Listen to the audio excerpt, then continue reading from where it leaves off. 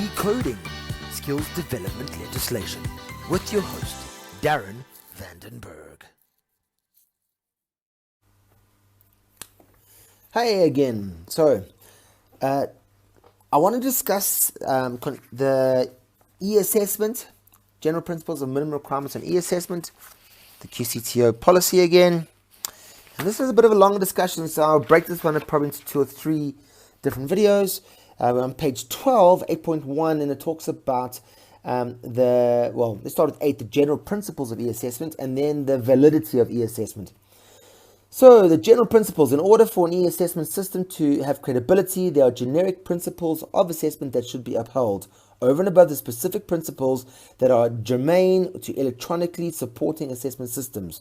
AQPs must adhere to these in order to make sure things are credible and the systems are credible. All good, basically. So, validity of e-assessments. So, the validity of e-assessments is the responsibility of the assessment quality partner. The CTs are playing those roles quite a lot at the moment, but it's the assessment quality partner is the conduit between QCTO and the training provider. Okay? Now, although they are responsible for the assurance of validity, this is something you need to know as a learning and development practitioner, training manager, HR director, because this is how you use your assessment strategies to remain in line with what they're going to ask for, and you get to challenge them if they are not offering you the correct skills, the correct opportunities. So, the first point says students who pass the program demonstrate the graduate competencies indicated in the purpose and exit level outcomes of the program. Okay, basically what happens is every qualification has a set of exit level outcomes, and the validity of the e-assessment needs to be able to measure the learner as the practitioner of the program, not a developing practitioner, which means that you don't measure the students on what they should be able on their growth. You measure them against what they should be able to do if they were a practitioner. So you put the top standard there, and they've got to achieve that, and that's what the AQP is going to be looking for. And the e-assessment needs to show that, which is why it talks about the word competence, and competence is knowledge and understanding, which can be assessed by e-learning through written tests or yes, no, true, false. And then it wants the demonstrable skill and the attitude. That can't be assessed in e-learning. That's where you need the e-portfolio. So combined together, it's where you get your success. All right, the next point is, where relevant, practical competencies are adequately assessed.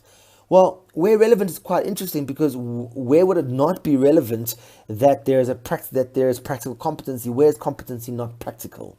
So that's why re-look at your assessment strategies, re-look at your assessment criteria, and look for the accepted artifact that demonstrates practical skill of applied competence. Okay. The third point is, systems have been put in place to ensure reliability, rigor, and security of e-assessment systems for remote students.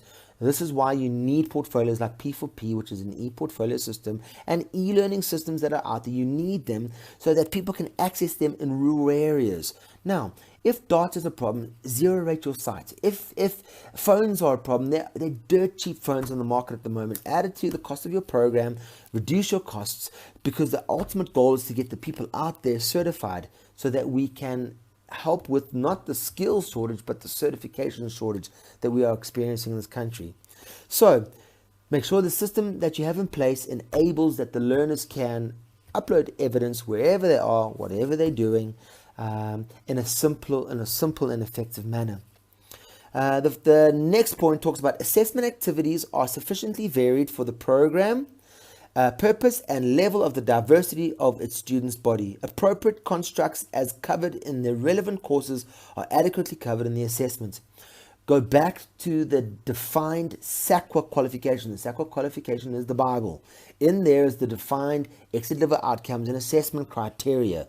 Once you have the assessment criteria, you've got to look at the minimum requirements for the assessment, and then you can create a set of assessment tools, or at least the AQP will, a set of assessment tools to measure the competence of the specific qualification.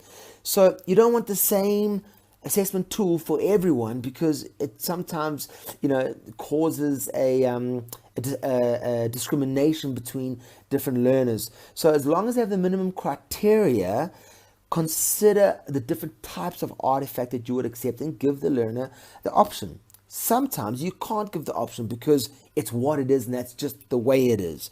In that case, make sure that the learner entering the program has the minimum criteria so that you make it fair for them to actually achieve the learning.